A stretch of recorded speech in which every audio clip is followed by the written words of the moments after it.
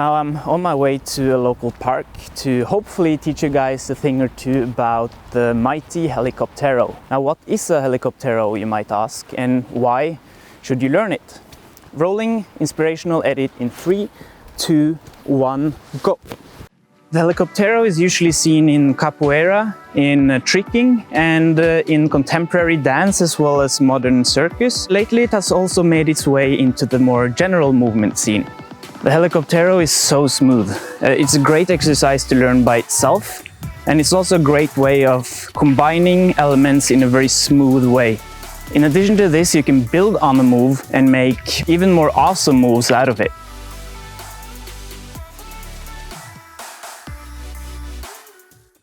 In this tutorial, I will break down this move and I will introduce drills that we can use to approach the Helicoptero in an approachable manner. And hopefully, eventually, we will be able to get this deceptively hard move. Somebody took my spot. Need to find a new spot. Sun sets in, I don't know, 40 minutes. This looks like a nice spot. First, let's talk about prerequisites. So in order to do an Helicoptero, you obviously want to be able to do a cartwheel. Now, you also want to be able to do straddle handstand. Your hips rather piked.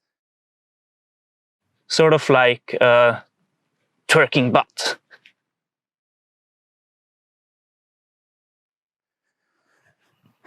Shown from different angles.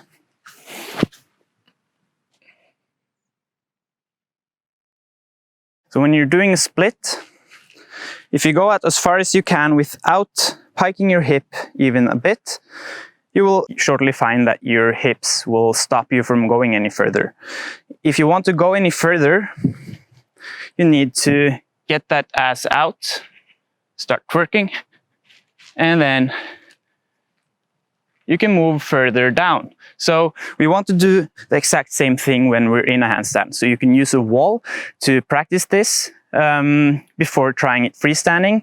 And if you can do it comfortably on a wall, that should maybe suffice to learn the Helicoptero as well. You don't need to be super skilled with your handstand, but it is definitely recommended and it will make it a bit easier. Now we also want to apply this sort of slight pike straddle position to our cartwheel. So as opposed to doing a regular cartwheel where you throw your legs both up in the air into more of a regular handstand with split legs and without a pike, you want to straddle as much as you possibly can while piking that hip slightly. The most common mistake people make when learning the Helicoptero is not having a piked hip when they're doing their cartwheel, which is the entry of the Helicoptero. Another mistake is not having any side bend, so they're basically just throwing their legs in a circle and not getting that dip that we want with our foot. It doesn't look anything like an Helicoptero, right? Because we don't get that sort of dip and this smooth motion that we want with this move. Another mistake is they're approaching it from the wrong direction. So there's a lot of tutorials out there. Most of them I don't find any good. I tried all of them when I learned this move a couple of years ago. And most of them are focusing on doing these elevated Helicopteros. So you use a bench or something elevated to have your hand on when you're doing the Helicoptero. And it just doesn't work because it makes you not emphasize the important part of the move, like the hip dip or this pike in your hip. So you can get away with not thinking of any of this when you're doing it elevated, and then as soon as you get down on the floor, there's no chance, right? Now let's break down the Helicoptero, right? So the first thing is the entry. So practicing wheels to handstand is a really good way of learning how to enter the Helicoptero, because you really want to emphasize getting into this straddle position with this pike. In addition to this, you want to be able to stop the motion, because when you're doing the Helicoptero, you don't want to go over there, right? You want to push against with a second hand. So you can try and actually push yourself back. Now when actually doing the Helicoptero, we want to push ourselves back and then up in order to start this rotating movement that we want to make. Now the second part of the Helicoptero is what I like to call the dip, or the hip dip, which rhymes. After entering the straddle position handstand from a wheel, you want to bend your hips and get your leading leg. I'm defining the leading leg here as the back leg. So the leading leg goes down into the ground. Now you can practice this from a handstand, a straddle handstand position.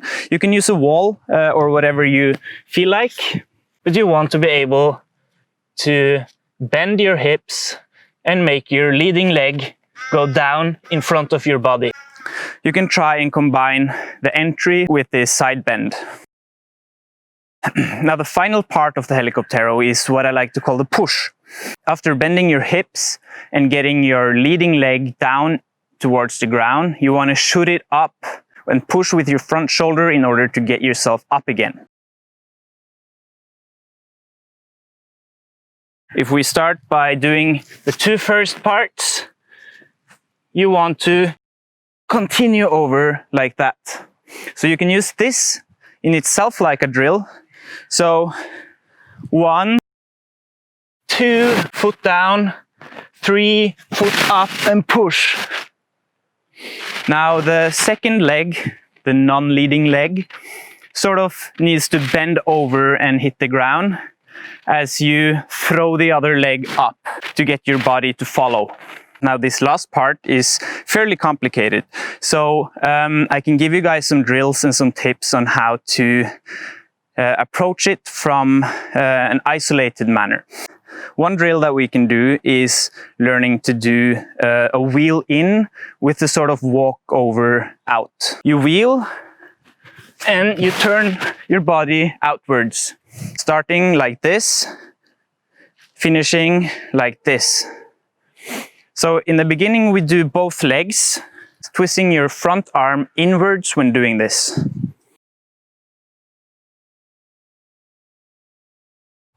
Now this is a rather smooth move by itself, but it's also a great way of learning how to do this exit from the Helicoptero.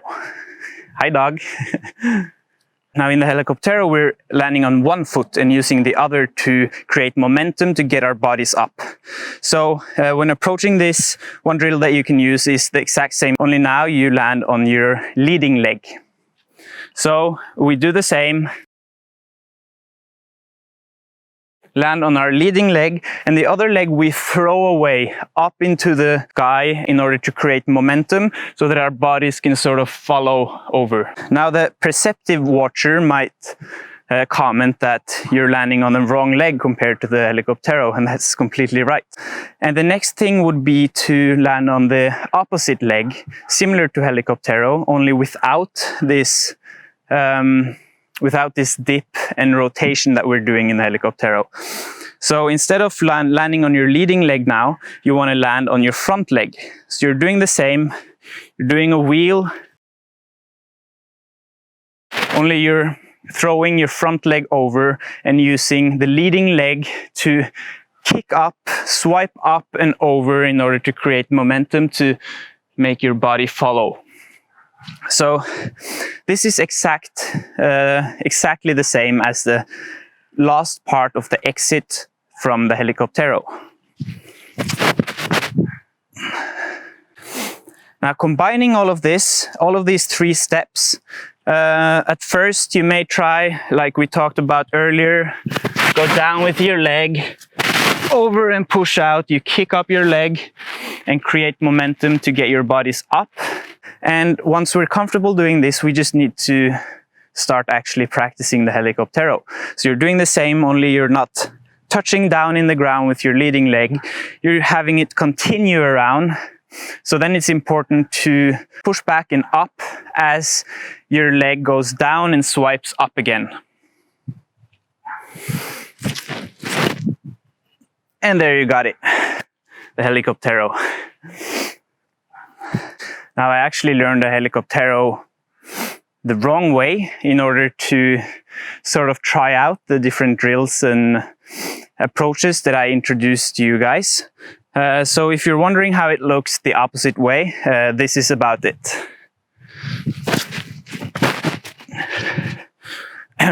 This is about it.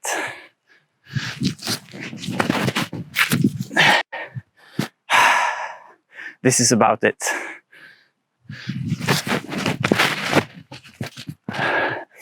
That was almost about it.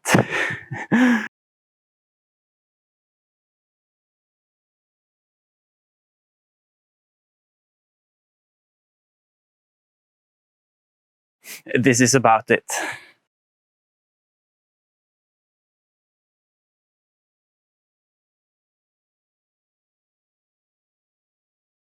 Hope you guys enjoyed this tutorial.